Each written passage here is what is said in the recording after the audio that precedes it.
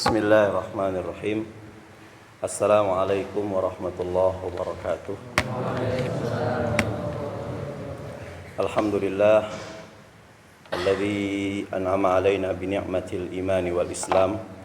Asyhadu an la ilaha illallah wahdahu la syarikalah wa asyhadu anna Muhammadan abduhu wa rasuluh. Allahumma salli wa sallim ala Rasulillah sallallahu alaihi wasallam wa ala alihi wa ashabihi wa man tabi'ahu ay tabi'ahum bi ihsanin ila yaumiddin warhamna ma'ahum bi rahmatika ya arhamar rahimin. Bapak Ibu jamaah rahimani wa rahimakumullah. Alhamdulillah, walaupun dari sejak siang tadi hujan mengguyur kita di bumi Wonosobo ini, tapi tidak menyurutkan langkah kita untuk thalabul ilmi. Bapak Ibu datang ke sini adalah hidayah dari Allah Subhanahu wa taala. Datang ke sini hidayah dari Allah, nanti kita mendapatkan ilmu hidayah dari Allah. Proses bagaimana cara menjalankan ilmu itu hidayah dari Allah. Terus ketika kita mengerjakan sesuatu, kadang kita usaha pertama kok hasilnya seperti ini. Kita sholat, kita doa, Allah turunkan hidayah, ternyata teknisnya seperti ini. Terus hidayah. Dulu kita pada saat masih MI, masih TK, ketika kita mengartikan hadis yang pertama, muru auladakum bis shalah wadribu li ashrin. Muru auladakum bis shalah li sab'in. Mohon maaf, li sab'in. Dulu ketika kita MI, TK, SMP, MTS, belum ada proses kita menuntut ilmu, kita bentuk pada makna secara tekstual. Sehingga Islam dianggap barbar, Islam dianggap agama teror, Islam dianggap agama yang menyiksa anaknya kalau nggak sholat. Karena apa? Secara makna tekstual, betul maknanya. Muru auladakum bis shalah li sab'in. Perintahkan anak-anak kamu. Ya, auladakum ini bisa putra, bisa putri, bentuknya jamak. Bentuknya plural, singularnya apa? Waladun, jamaknya auladakum.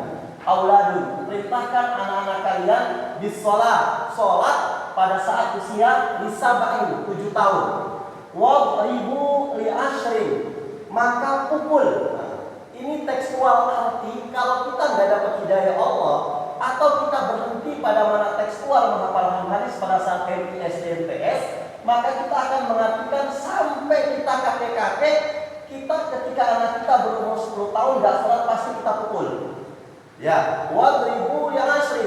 Sehingga orang-orang yang memang benci dengan Islam, dia akan membuat Islam itu barbar. Islam itu agama yang semena-mena. Masa anak umur 7 tahun suruh sholat bagus, 7 tahun. Tapi di saat 10 tahun nggak sholat masa harus dipukul. Ternyata konsep pukul di sini apa? Kita kaitkan. Saya lupa ayatnya, nanti kita cari di Al-Quran, Google buka. Doroballahu mathalan qaryatan kanat aminah. Doroba di sini artinya memukul juga. Cuman ketika doroba di sini artinya memukul. Fi'lul madhi, kata kerja past tense yang sudah berlalu. Yadribu itu fi'lul mudhari'. Di sini Allah ketika memakai kata doroballahu mathalan qaryatan, Allah bukan memukul, tapi Allah telah memperumpamakan, memberikan contoh-contoh yang baik. Qaryatan kanat aminatan, terhadap satu penduduk desa yang dia itu nyaman, aman.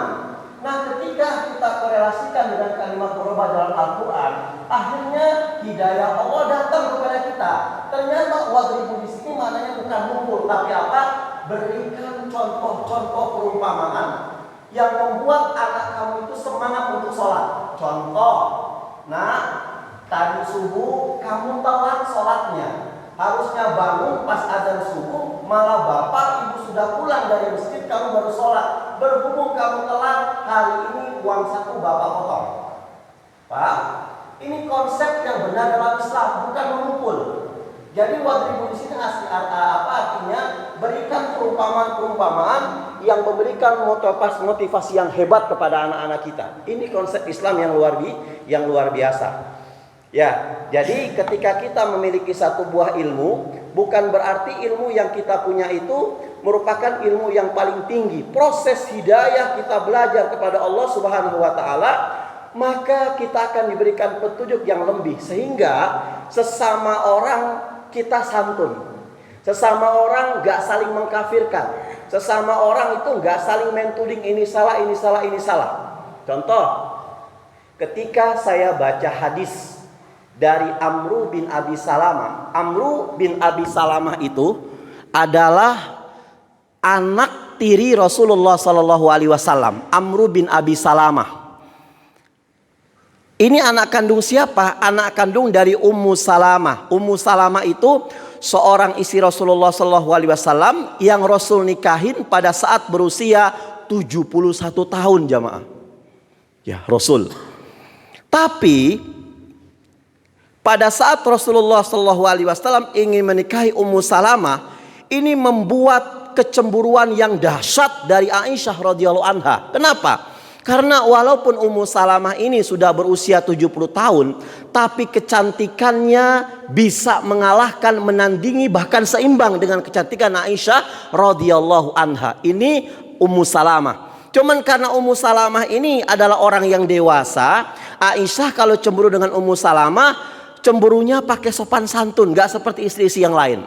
Nah, kita nggak ngebahas Ummu Salamah, itu sudah biarkan nanti saja, itu khusus buat akhwat semuanya. Nah, Ummu Salamah ini menikah dengan Rasulullah SAW. Beliau dikaruniai seorang anak dari pernikahan Ummu Salamah dengan Abi Salamah, namanya Amru bin Abi Salamah. Amru bin Abi Salamah ketika menjadi anak tiri Rasulullah SAW, suatu hari saat sedang makan-makan, mungkin Amr bin Abi Salamah salah kali memakannya, ya. Kemudian nggak baca bismillah. Akhirnya Rasul mengatakan, ya gulam, wahai anak, wahai anakku, samillaha. Ya, samillah itu tasmiyah artinya. Kalau kamu mau makan, kata Rasulullah, samillah. Ketika saya mengartikan hadis ini dulu waktu belum ada proses hidayah, kita minta sama Allah hidayah supaya kita nggak salah mengartikan sebuah hadis. Ketika ada yang nanya, Ustadz, pada saat kita mau makan, apakah kita cukup membaca bismillah langsung kita makan, atau bismillahirrahmanirrahim baru kita makan? Saya awalnya mengacu kepada hadis Amr bin Abi Salamah mengatakan nggak usah bismillahirrahmanirrahim, cukup bismillah. Saya bilang begitu dan kekeh dengan hadis ini. Ternyata proses pencarian, proses kita ngaji tidak menafikan kita menjadikan guru walaupun kita tidak sepandai dengan guru itu. Makanya kita harus banyak belajar dari tetangga sebelah tentang ilmu alat. Ya. Teman-teman kita, komunitas kita itu kalau bicara ilmu alat kurang sama sekali. Paling hanya sebatas artinya ini, domirnya ini. Ketika kita mengaji dengan mereka sebatas ilmu alat saja, Masya Allah, mereka tidak ada yang bisa mengalahkan. Ilmu alat mereka luar biasa. Makanya monggo kita cari guru, gurunya yang mana khusus ilmu alat, kita belajar dengan guru sebelah. Luar biasa, nanti kita akan jabarkan bagaimana mereka itu mengartikan sesuatu, mengikrofkan sesuatu hadis yang di luar nalar kita. Ya, akhirnya bersamaan dengan saya membaca Riyadhus Shalihin, sarahnya Imam Nawawi, di sana ada Syekh Al-Khusaimi mengatakan, ketika Rasul mengatakan samillah, tasmiyahlah Anda ketika mau makan, bukan berarti Rasul menganjurkan kepada kita bismillah, tapi Rasul bukan berarti Rasul melarang kita untuk melengkapi bacaan bismillah menjadi bismillahirrahmanirrahim. Di sini saya tahu, oh ternyata kemarin saya selalu saklek ya mengartikan samilah tasmiyah, karena menurut kita tasmiyah dengan basmalah itu beda. Kalau tasmiyah itu bismillah, tapi kalau ba'al basmalah itu bismillahirrahmanirrahim. Dulu saya mengatakan ketika makan cukup dengan bismillah saja, nggak usah bismillahirrahmanirrahim. Dalilnya apa? Itu dia, ya gulam samillah, tasmiyah. Tapi ketika sarahnya Imam Nawawi Riyadhus Shalihin, Syekh Al-Khusaimi mengatakan boleh kita mengucapkan bismillah atau bismillahirrahmanirrahim. Ini yang pertama, hidayah turun kepada kita. Makanya dalam proses kita kemanapun kita berada, selalu minta hidayah. Belum tentu saat ini kita sholat kita belum tentu sempurna. Ya, ketika sholat yang benar, ketika ruku, ketika bangun dari ruku itu kita sami Allahu liman hamidah. Yang benar itu qobet apa irsal tangan kita. Padahal hadis ini satu bunyinya. Rasulullah SAW pada saat dia bangun dari ruku itu Rasulullah keadaannya seperti semula ketika awal sholat. Ulama berbeda pendapat. Ketika awal sholat itu ada yang mengatakan sebelum takbiratul ihram kita kan begini, irsal namanya ini, irsal. Ya, irsal. Jadi Rasulullah SAW di hadis itu ketika bangun dari ruku, sami Allahu liman hamidah. Di keterangan itu sifat sholat Nabi, Rasul itu tangannya itu seperti sedia kala di awal mau sholat. Awal mau sholat itu ulama berbeda pendapat. Ada awal mau sholat itu adalah seperti ini. Kalau ini belum sholat, ya. Tapi ternyata semua ulama mengatakan mau irsal itu boleh, mau qobet itu boleh, tergantung penalaran kita. Ini berangkat dari satu hadis. Ya, jadi kita nggak menyalahkan orang. Hadisnya seperti itu. Jadi Rasulullah pada saat bangun dari ruku, posisi semula mau sholat itu gimana menurut Rasulullah nggak ditulis di sana. Kita para ulama faqih, ulama ulumul hadis itu mengatakan, coba kalau Anda mengartikan awal mau sholat itu seperti ini, ya sudah, berarti setelah ruku irsal. Rabbana lakal hamdu. Ya. Atau kalau Anda mengartikan orang kalau di awal sholat itu seperti ini, ya sudah, qobet namanya. Bertambah tuh ilmu kita. Ketika kita bertanya, Ustadz, ketika kita mau tidur, amutu dulu baru ahya, apa ahya dulu baru amutu? Ya, saya bersikeras dulu. Kita kan mau tidur, jadi kita mati dulu baru hidup. Nggak mungkin hidup dulu. Jadi yang benar apa? Bismika Allahumma amutu wa ahya. Bukan ahya wa amutu. Seiring dengan perjalanan waktu, ternyata di Maktabah Syamilah, Kutubus Syamilah itu ada dua hadis yang berbeda dan tatanannya termasuk sahih dua-duanya. Boleh mengatakan Bismika Allahumma ahya wa amutu atau Bismika Allahumma amutu wa ahya. Betul semuanya. Pada saat orang itu sudah punya ilmu seperti ini, dia tidak akan pernah menyalahkan orang lain. Apalagi kita dalam komunitas yang harus berbaur dengan siapa saja. Contoh, resik-resik masjid. Ya kan? Kenapa kita pada saat resik-resik masjid ternyata di masjid yang katakanlah benderanya hijau kita banyak diusir, ya kan? Bukan karena fisik kita, tapi karena kita kurang merangkul mereka. Yang penting silaturahim itu penting. Ya, silaturahim itu penting. Bukan berarti kemana-mana saya harus pakai sarungan, saya nggak punya celana, ngebadek celana saya. Cuman dengan kita pakai sarung bisa merangkul semuanya. Masya Allah. Pada saat kita ada apa? Ada di Purwanegara itu, ya. Kita ini di sana, tebar sembako di sana. Saya kan pakai sarung ya. Nah teman-teman Kokam foto dengan saya. Kata saya, Mas Kokam, sekarang kita tapak suci. Waduh, Kiai bisa tapak suci. Belum tahu dia di Gontor itu tapak suci. Loh jenengan kenapa sih? Kan Pak Yai pakai sarung kok tahu tapak suci. Padahal saya paham tentang tapak suci. Tuh lihat. Saya bilang kita itu bersaudara. Cuman bedanya jenengan pakai sarung, saya pakai sarung, jenengan pakai ini, kita sama seperti itu. Dengan cara seperti ini kita kalau tahu ilmunya kita bisa merangkul mereka-mereka. Hadis yang pertama lagi, hadisnya satu. Pada saat kita tahiyat itu ada yang menggerak-gerakan tangan, ya. Ada yang menggerakkan tangan pada saat at-tahiyatulillah. Ada saat menggerakkan tangan itu hanya sekedar farfa, mengangkat tangan pada saat at-tahiyatulillah. Ada yang mengatakan asyhadu alla ilaha illallah. Itu semuanya sama. Seiring dengan berjalannya waktu, Allah kirimkan hidayah kepada kita, maka masuk segala ilmu kita, maka kita akan menjadi orang-orang yang bisa rahmatan lil alamin. Ini kita masuk ke sini hidayah dari Allah. Kita bawa keluarga, hidayah dari Allah. Ketika kita dapat satu hadis, hidayah dari Allah. Proses dengan perjalanannya waktu, oh ternyata maksud hadis ini seperti ini ya. Hadis yang kedua yang kita Ini hadis yang ketiga itu. Yang kedua, ini dulu Ini hadis berkaitan dengan larangan kita pelesir kemana-mana kecuali hanya ketiga tempat. Hadisnya. Ya, bunyi hadisnya ini riwayat Bukhari, nomornya 1122. Yang pertama hadisnya begini. An Abi Sa'id Al-Khudri radhiyallahu anin Nabi sallallahu alaihi wasallam qol, dari Abi Sa'id Al-Khudri radhiyallahu an bahwasanya Sa'id Al-Khudri mengatakan dari Nabi sallallahu alaihi wasallam, beliau mengatakan la tusafirul mar'atu yaumaini illa ma'aha zawjuha. Anak perempuan, seorang perempuan itu enggak boleh safar selama 2 hari tanpa suaminya. Selama 2 hari tanpa mahramnya. Ya. Kemudian apa dilanjutkan? Wala sauma fi yaumaini, dan kita dilarang untuk berpuasa di 2 hari. Apa hari itu? Idul Fitri wa Idul Adha. Hari raya Idul Fitri dan Idul Adha.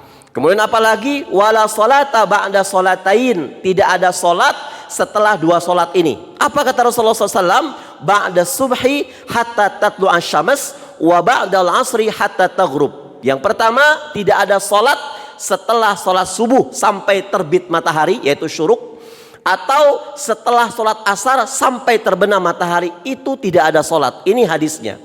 Nah, masuk ke poin yang penting. Wala tushaddur rihal illa ila salasati masajid. Dan kita semuanya, khusus umat Muhammad sallallahu alaihi wasallam, tidak boleh mengadakan safar, nggak boleh kemana-mana. Ini hadis umumnya, kecuali di 3 tempat. Di mana? Kecuali di 3 masjid. Mau safar tidak boleh, mau uangnya banyak nggak boleh safar kemana-mana kecuali 3 masjid. Apa? Yang pertama Masjidil Haram, yang kedua Masjidil Aqsa, yang ketiga Masjidi, yaitu Masjid Nabawi. Ini arti pertama kita mendengar, sehingga kita memiliki opini yang berbeda-beda. Ada teman-teman kita yang kepengen wisata ziarah ke ini, langsung kita mengatakan haram, tidak boleh ya mengadakan perjalanan selain ke 3 masjid. Giliran artis ke Qatar nggak kenapa-napa. Ya, jadi menurut hadis ini, kalau kita artikan secara tekstual, maka kita tidak akan boleh pergi kemana-mana kecuali di 3 masjid. Jadi tiap hari kita umroh Palestina lagi, umroh Palestina lagi, seperti itu. Mau ke New York boleh nggak? Nggak boleh. Nah, ternyata hadis ini dijelaskan dalam satu riwayat Imam Ahmad bahwa seorang sahabat bernama Basrah bin Abi Basrah itu bertemu dengan Abu Hurairah. Basrah bertanya kepada Abu Hurairah. Apa kata Basrah? Hei Abu Hurairah, kamu dari mana? Kok nggak kelihatan di masjid ini? Abu Hurairah mengatakan, aku dari Bukit Sur. Kata Basrah, ngapain di sana? Di Bukit Sur itu aku sholat di sana. Ingat, asbabul wurud hadis ini keluar bukan tentang persir jalan-jalan, tapi tentang orang sholat di masjid tempat yang beda, padahal di rumahnya ada masjid. Ya, tuh. Maka kata Basrah, kalau tadi kamu bertemu denganku sebelum berangkat, kamu tidak akan jadi berangkat. Si Basrah mau sholat di rumahnya, ada masjid. Tapi saat itu Abu Hurairah karena bertetanggaan, Abu Hurairah nyari masjid di luar kampungnya. Padahal sama-sama jamaah dimanapun berada, pasti pahalanya 27 derajat. Akhirnya Abu Hurairah mengatakan, kenapa? Kok kamu nanya seperti itu? Kata Basrah, aku mendengar Rasulullah Shallallahu Alaihi Wasallam itu mengatakan la tushaddur rihal illa salasati masajid. Nih, kita sedikit-sedikit walaupun gak mudeng, kita belajar tata grammar bahasa Arab.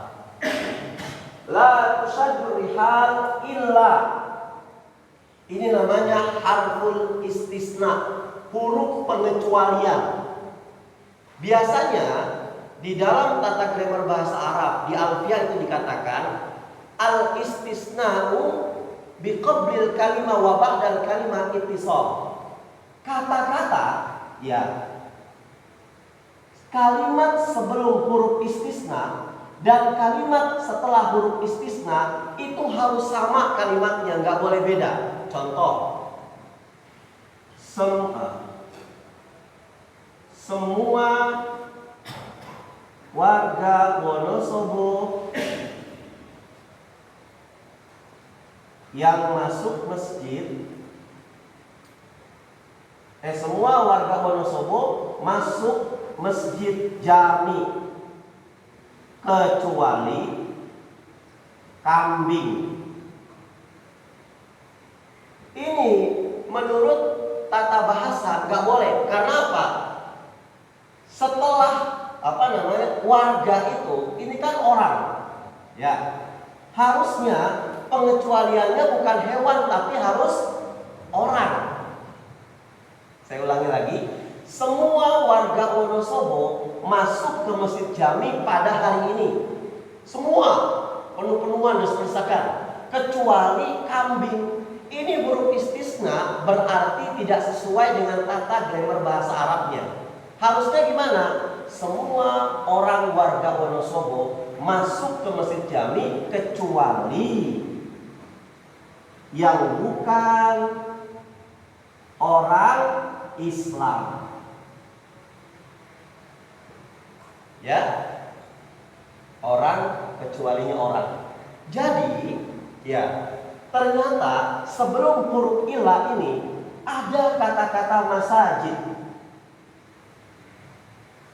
tapi dimaksudkan, dihilangkan. Untuk apa? Meminimalisir pengulangan kata dalam bahasa Arab. Aslinya la tushaddur rihal al masjid illa ila thalathati masajid.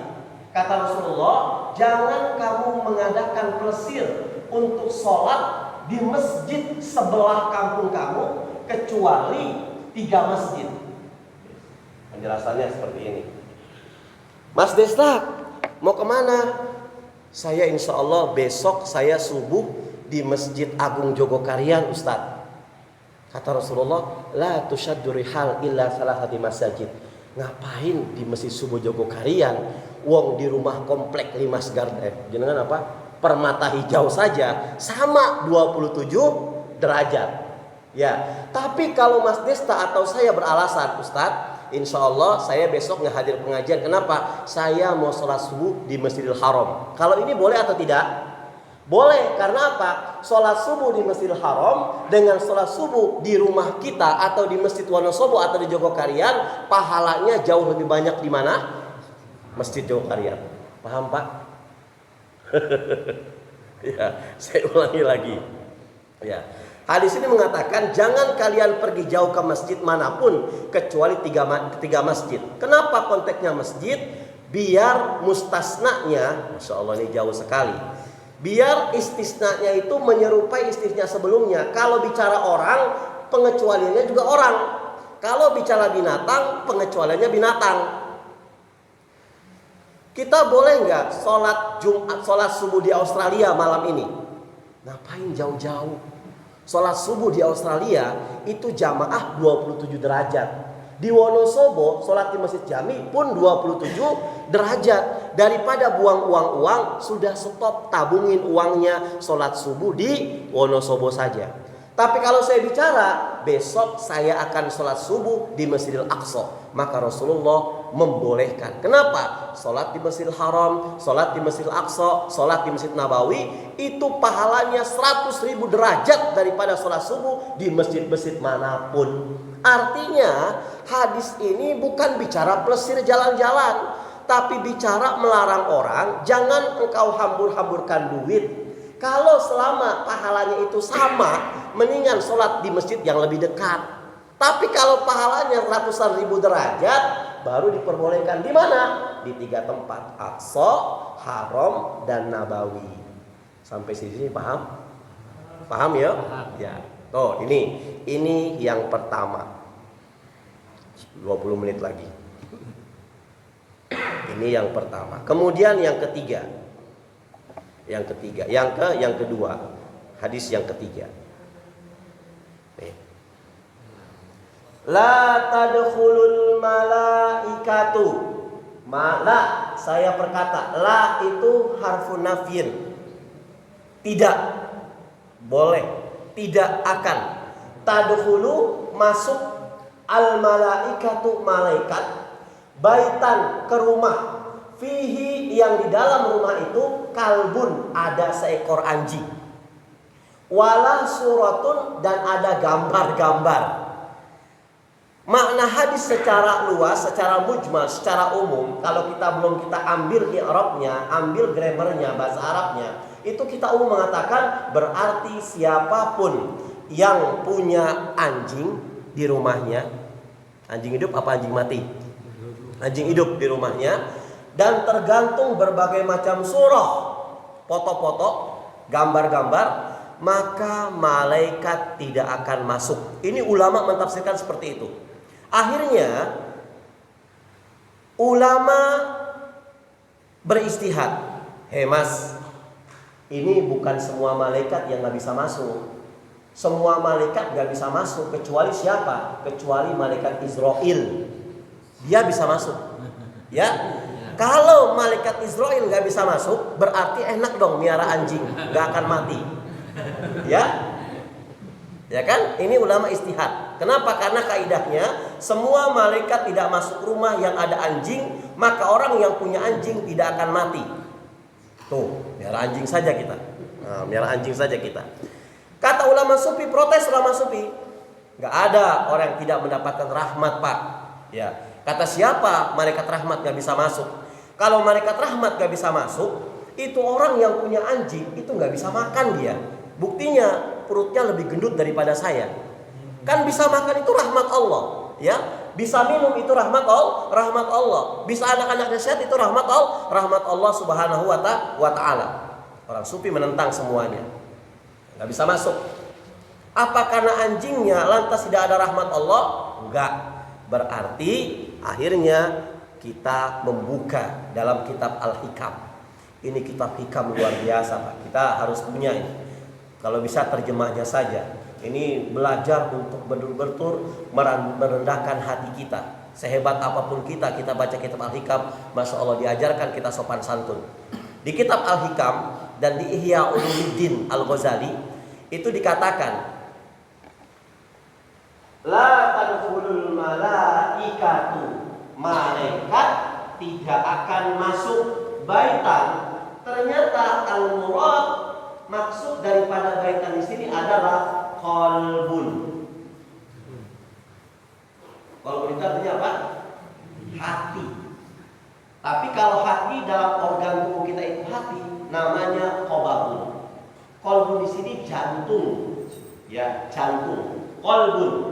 Kemudian kalbun di sini dalam kitab Al-Hikam dan kitab Ihya Ulumuddin itu artinya bukan anjing dalam bentuk fisik, tapi maknanya adalah komaun, rakus. Yang kedua, yang ketiga, surah di sana maknanya at-takhayyul. Ini artinya orang yang berangan-angan. Ternyata setelah kita bahas tentang makna hadis ini, apa kata dalam kitab Al-Hikam?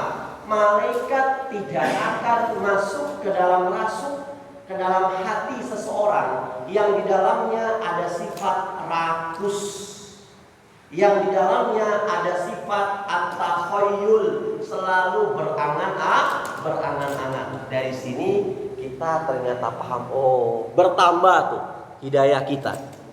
Jadi kita nggak bisa memvonis orang yang miara anjing itu pasti nggak datang malaikat. Nggak bisa memvonis kita. Nah, ulama sufi ini, kenapa ulama sufi ini memiliki pendapat? Di Al-Hikam kan banyak orang-orang sufi di Al-Hikam ini.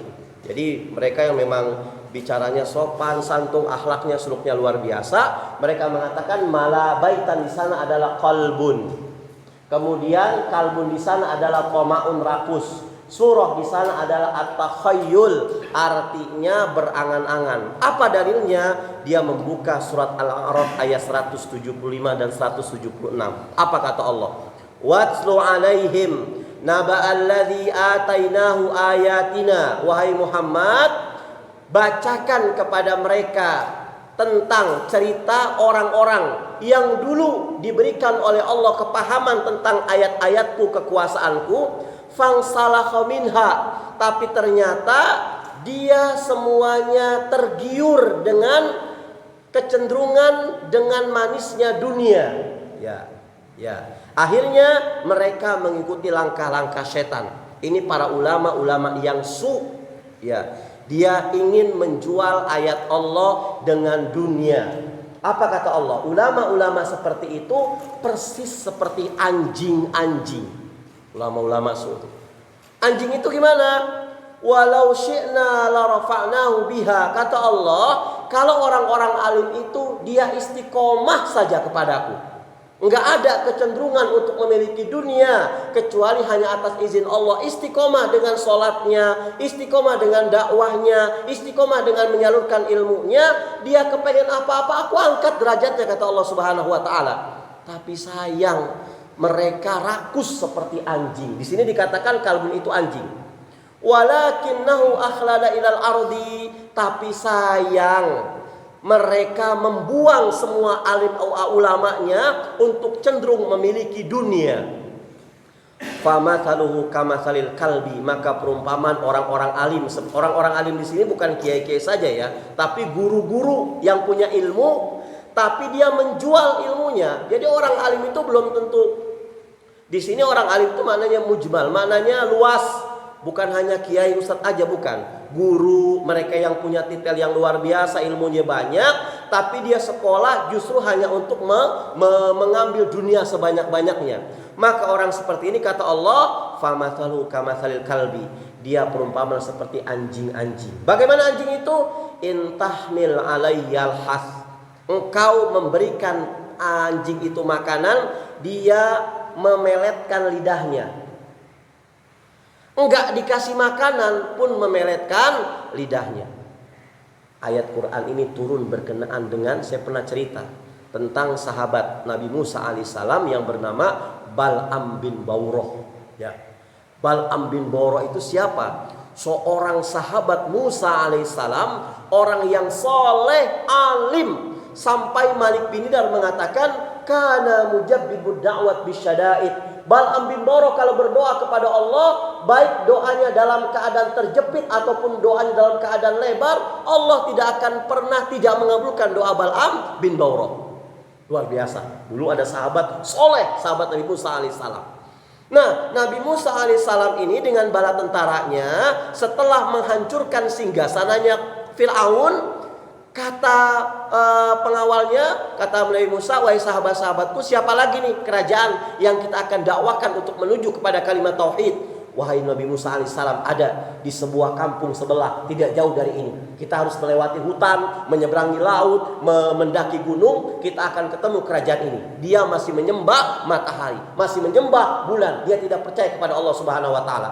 Kata Nabi Musa, siapkan semua bala tentara kita, siapkan semua bunga rampenya, kita akan mendakwakan agama kita di sana. Nah, Nabi Musa sedang mempersiapkan segala-galanya, ternyata diendus oleh raja yang di hutan ini. Bilang, wahai dayang-dayangku, menteri-menteriku, ini Nabi Musa dengan pasukannya mau ke sini, mau mendakwahkan ke kerajaan kita untuk apa? Untuk jalan menuju kalimat Islam, kalimat tauhid. Fir'aun saja yang singgasananya lebih besar daripada kita dapat dihancurkan. Ini singgasana kita kecil ini gimana? Apa yang harus kita lakukan? Kata Perdana Menterinya, Tuan Raja, gak usah khawatir.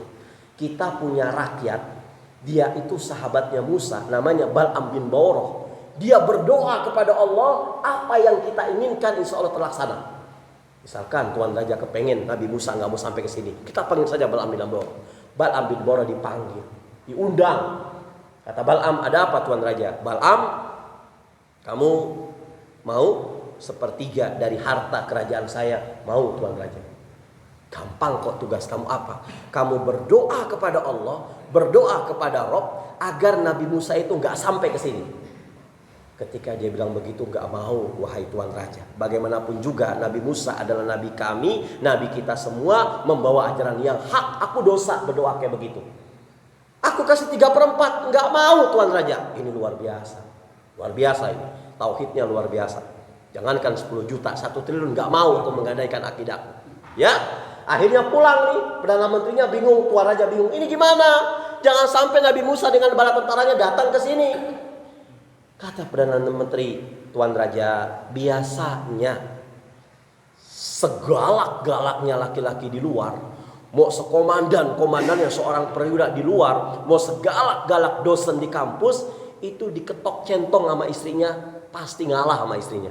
Ya, kita panggil istrinya.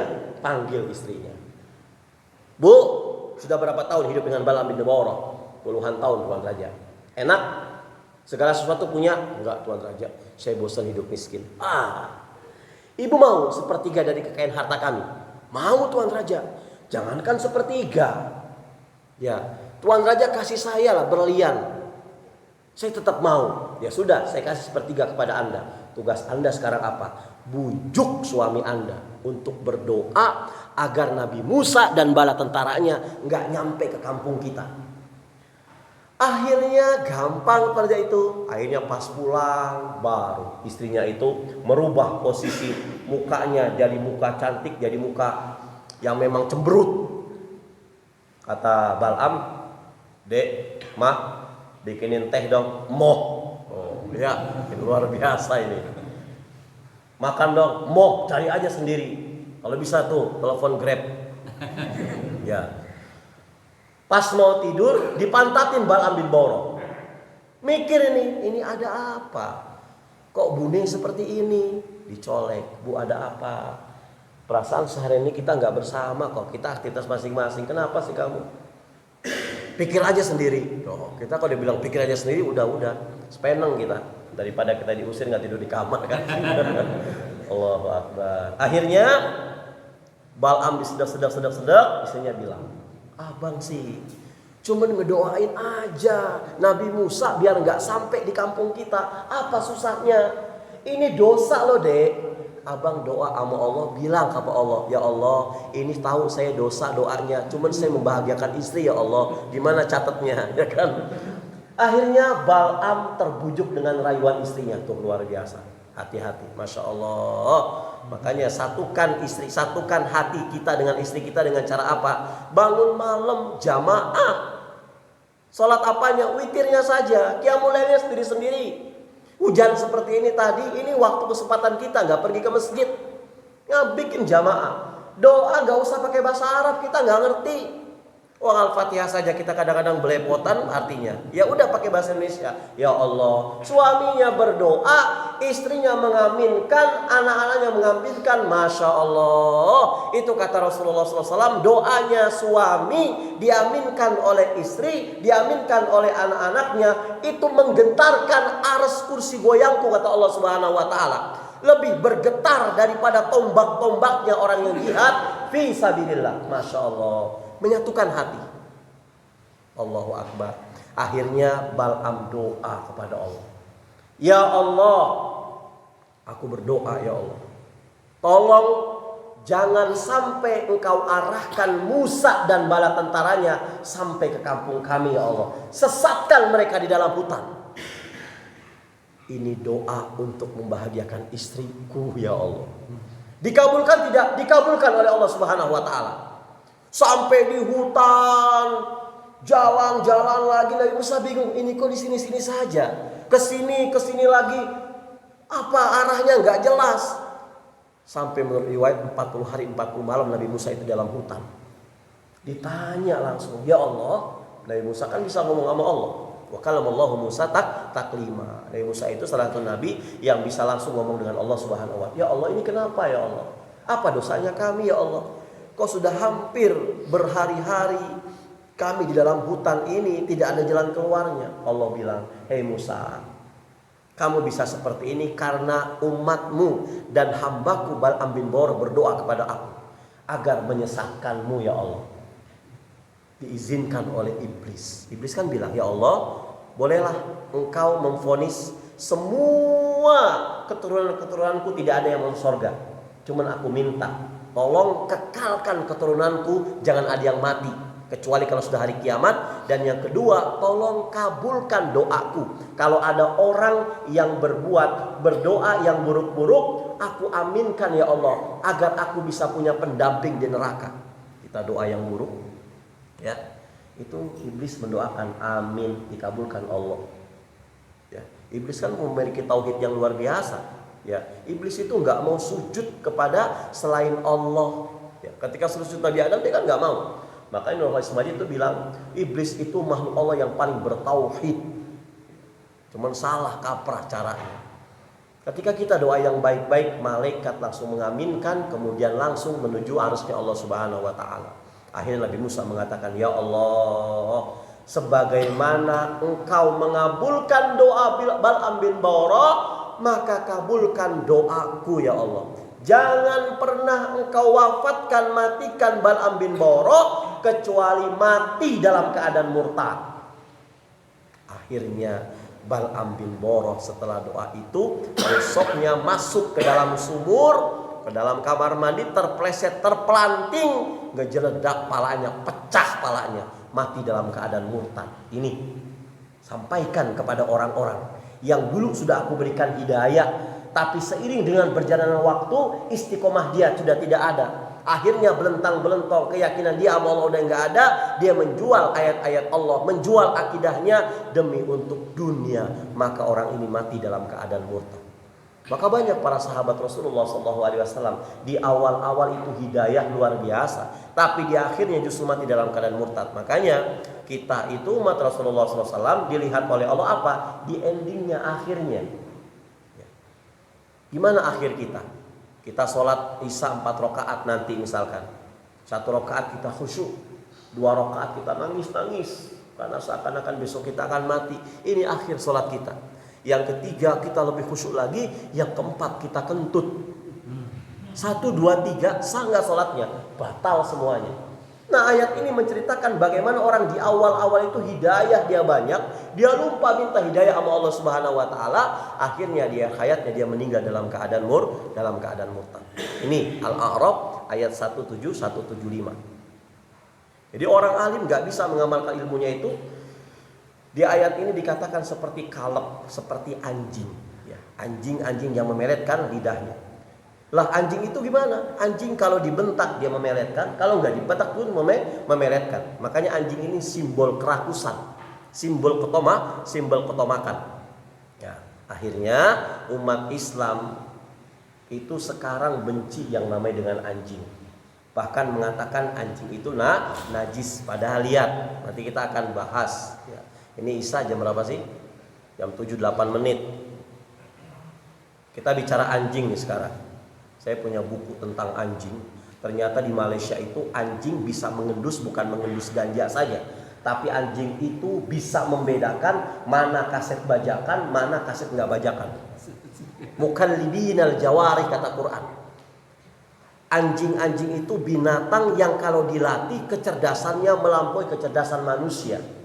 Di buku itu dikatakan anjing itu bisa mengendus jarak kurang dari 1 kilo, tapi cacing bisa mengendus jarak dari 2 kilo. Ada mayat misalkan di alun-alun, cacingnya masih di garung, itu cacing bisa mengendus tuh mayat itu. Makanya pertanyaannya, kenapa kok polisi pakai anjing nggak pakai cacing? Ya, itu Masya Allah. Anjing nih, astagfirullahaladzim. Ketika ditanya, sekarang kita menghukumi anjing. Kita dulu terhebohkan dengan seorang wanita bercadar, tapi dia melihara anjing. Akhirnya kita memvonis, buat apa pakai cadar? Taunya pakai anjing segala macam. Apa? Wanita bercadar itu bilang, lihat bukunya Imam Malik dalam kitab Al-Muwatta. Imam Malik itu tidak menghukumi anjing itu najis. Hanya siapa? Imam Syafi'i rahimahullah. Dan Imam Syafi'i itu menghukumi apa? Kalau dijilat. Kita kalau dipegang sama wanita yang jelek, kita nggak marah, Pak. Tapi kalau dijilat sama cewek yang jelek, kira-kira marah nggak? Itu maksudnya hukum dari sini. Nah, nanti ada. Di dalam Quran surat Al-Maidah ayat 4. Yas'alunaka madza uhilla lahum.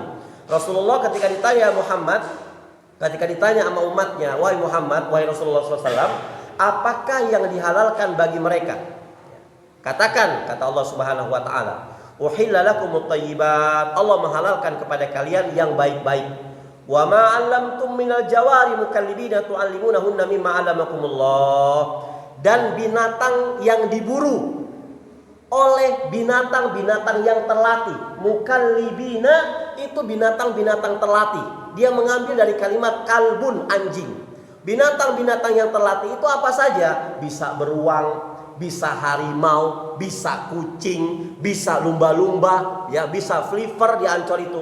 Makanya Al-Quran mengatakan mukallibina, binatang yang cerdas, yang bisa terlatih, memakai kalimat anjing. Artinya anjing itu masternya hewan yang paling cerdas di dunia ini. Jadi halal bagi kita ketika kita memakan binatang yang hasil buruan mukallibin, hasil gigitan anjing buruan. Anjing buruan itu anjing apa? Anjing kita yang memang sudah kita latih. Nanti ada periode para sahabat itu ternyata dulu itu mereka memiliki anjing-anjing buruan untuk menjaga ratusan kambing-kambingnya. Ya, kalau seandainya pada saat itu anjing itu adalah najis, maka saat itu para sahabat justru berbentrokan dengan syariat. Ini di Indonesia saja yang heboh dengan anjing itu. Sejak dulu anjing dikenal sebagai hewan yang paling mudah diajari dan dilatih. Sehingga Al-Quran mengistilahkan hewan-hewan pemburu yang berlatih dengan istilah apa? Mukallibin. Ya, dari kalimat kalbun, mukallibin. Yaitu hewan yang telah menganjing, yang telah terlatih seperti anjing. Nih, jadi kita bicara sedikit ilmiah, bukan orang-orang kampusan saja yang ilmiah. Kita bicara ilmiah. Fikih kita memang agak sedikit salah lah menghukumi anjing.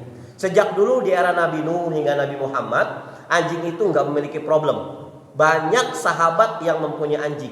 Namanya anjing ya dilatih untuk apa? Menjaga buruan. Sampai-sampai kalau anjing itu sukses menjaga 100 kambing, maka besoknya sahabat itu memberi makan anjing tersebut dengan 1 kambing yang dia jaga. Jadi 1 kambing itu buat makanan anjing tersebut, hasil jeripayah dia.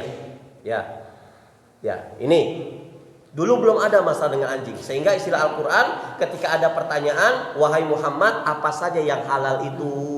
Maka Allah mengatakan segala sesuatu yang baik dan buruan-buruan. Yang ketika engkau memanah, bismillahirrahmanirrahim, kena. Atau ketika ada anjing buruan yang sudah menggigit, kita langsung melepasnya, bismillahirrahmanirrahim. Kijang kita, rusak kita, kambing hutan kita itu halal, ya, diburu dengan anjing seperti ini.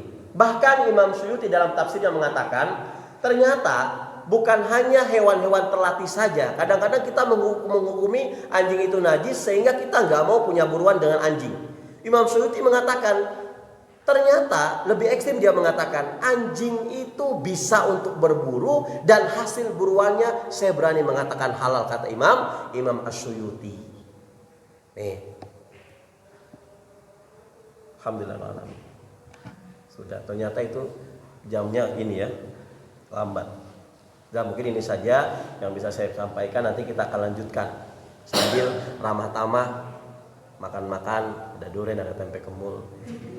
Ya, mohon maaf lahir batin. Kita tutup dengan doa kafaratul majlis. Subhanallah wa bihamdi, subhanakallah wa bihamdika, asyhadu an la ilaha illa anta, astaghfiruka wa atubu ilaik. Assalamualaikum warahmatullahi wabarakatuh.